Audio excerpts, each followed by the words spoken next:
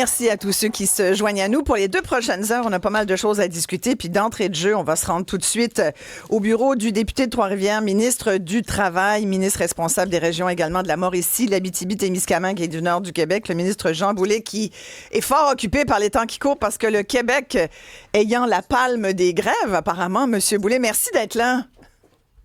Allô Isabelle, comment allez-vous? Très, très bien. C'est pas moi qui a géré une peut-être grève générale illimitée dans le secteur résidentiel, la construction, qui pourrait être déclenchée aujourd'hui. Vous êtes ministre du Travail, Jean Boulet. Vous dites là, depuis les dernières heures, c'est important absolument d'éviter un conflit. Comment avez-vous l'intention de vous y prendre pour ça? Ben, d'abord, rappeler Isabelle que c'est une négociation qui est purement privée. C'est une négociation qui se déroule à l'échelle provinciale, secteur par secteur. Les autres secteurs institutionnels, commercial, industriel et génie civil ont déjà réglé. Là, il reste le secteur résidentiel, mais qui est extrêmement important là, dans le contexte de la crise de l'habitation qu'on vit au Québec. 62 000 travailleurs, il y a près de 15 000 employeurs. Donc, il y a un impact potentiel qui peut être dévastateur. Ceci dit, l'Alliance syndicale qui négocie au nom des 5 syndicats va faire une mise au point ce matin. Oui. Lundi dernier, la médiatrice que j'ai nommée a rencontré les partis encore dans une impasse. Le seul enjeu qui demeure, c'est les salaires. Et je vous rappellerai, Isabelle, que dans les autres secteurs, le règlement prévoit des augmentations de 22% étalées sur 4 ans, dont 8% la première année. Évidemment, il y a un impact sur les donneurs d'ordre. Dans le résidentiel, il y aurait un impact potentiel pour les familles, les citoyens, citoyennes qui veulent rentrer dans une maison ou dans un logement. Fait que le défi est pas le même. Le défi est pas le même, mais comme ministre du Travail, bon, vous avez, comme vous l'avez dit, appointé une médiatrice. Sauf que là, il est midi moins une, ou enfin, on est vraiment sur le bord de cette grève-là, parce que je parlais avec des gens hors émission de ce qui se passe un peu, puis ils sont crinqués, là. Ils disent vraiment là, que on est sur le bord. Alors, que vous disent vos contacts à vous, Jean Boulet?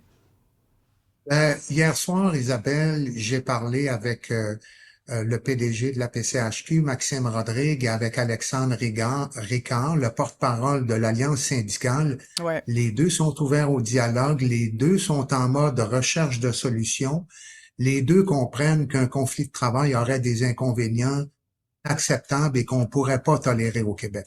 Puis je vous rappellerai, Isabelle, parce que vous connaissez un peu les aspects techniques, dans la construction, c'est pas le code du travail, c'est une loi sur les relations de travail qui est particulière à ce secteur-là et il n'y a aucune interdiction d'utiliser des travailleurs, travailleuses de remplacement. Donc, il n'y a pas de disposition anti-briseur de grève, mais ce que j'appréhende le plus, si ça avance pas, c'est des moyens de pression. Des arrivées tardives, des départs rentifs, des problèmes de matériaux, d'équipements ou des chantiers résidentiels plus stratégiques au Québec. Et c'est ça qu'il faut absolument mettre de côté. Faut, évidemment, je le répète, c'est peut-être un peu cliché, là, mais moi, je demeure positif et confiant encore à ce stade-ci. Oui, parce que vous parlez de l'impact que ça peut avoir sur les gens là, qui attendent. On le sait, on a un enjeu majeur d'habitation. Il se fait très peu depuis les dernières années de construction neuve. Là, une grève dans l'habitation, Jean Boulet, vous avez estimé un peu quels seraient les dommages, ne serait-ce qu'une semaine de grève, là? Ben, en fait, il y a 62 000 travailleurs. Dans la rénovation, on peut continuer d'opérer. Dans la construction neuve, ce serait un peu un impact asymétrique, là. Il y a des chantiers qui continueraient à opérer, des 3, 4, 5 travailleurs, ce qui constitue la majorité des chantiers, mais il y aurait des moyens de pression. Puis ça, c'est pire. C'est des retards, puis c'est des reports. Puis mettons-nous dans les bottines d'une famille là, qui attend pour rentrer dans sa maison, qui attend depuis des mois, puis qui a vu les coûts augmenter, c'est l'inflation, c'est les matériaux. Et là, il pense à la main-d'œuvre parce que c'est ça qui est au cœur de notre négociation. Et c'est ces impacts-là, là, humains, au-delà de l'économie, là, c'est les personnes qui sont affectées puis qui veulent pas qu'on tolère.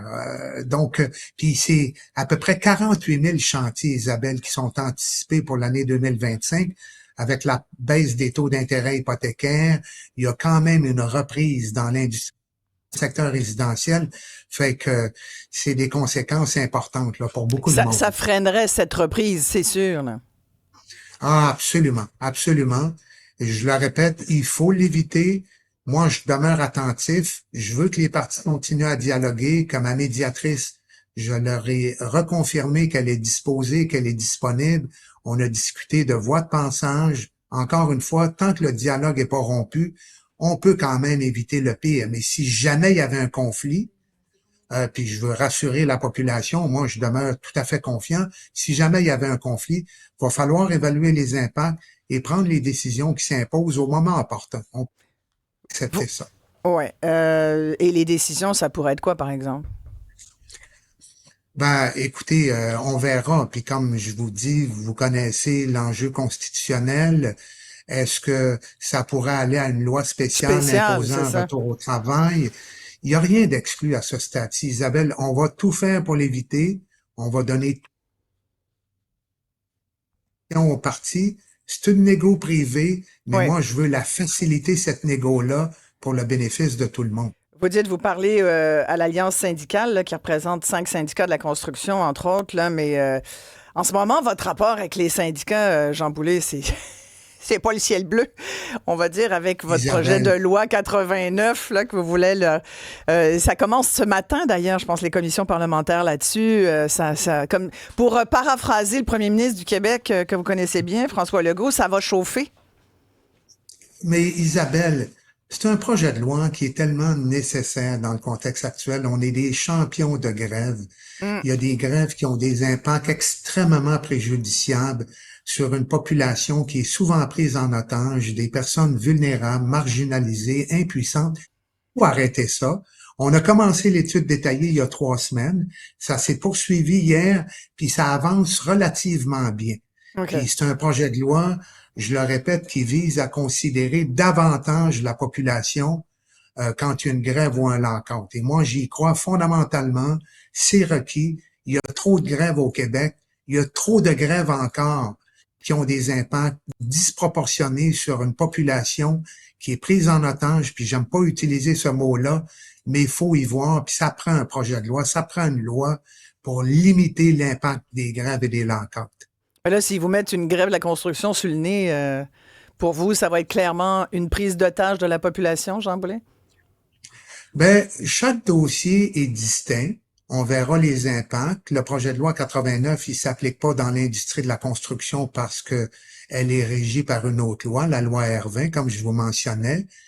Mais est-ce que on devra analyser la pertinence d'adopter une loi spéciale? Je ne le considère pas encore. On va y aller étape par étape. Mon objectif actuellement, c'est d'éviter un conflit, Ouais. d'éviter des moyens de pression qui vont avoir un effet négatif sur les familles. Combien de jours vous allez être patient avant la loi spéciale? Isabelle, ça dépend des impacts, ça dépend de l'ampleur des moyens de pression Mhm. et des conséquences. Des fois, une grève de quelques jours peut avoir un impact significatif sur la population. D'autres fois, ça peut prendre 2 semaines, 3 semaines. On va voir ce matin. OK.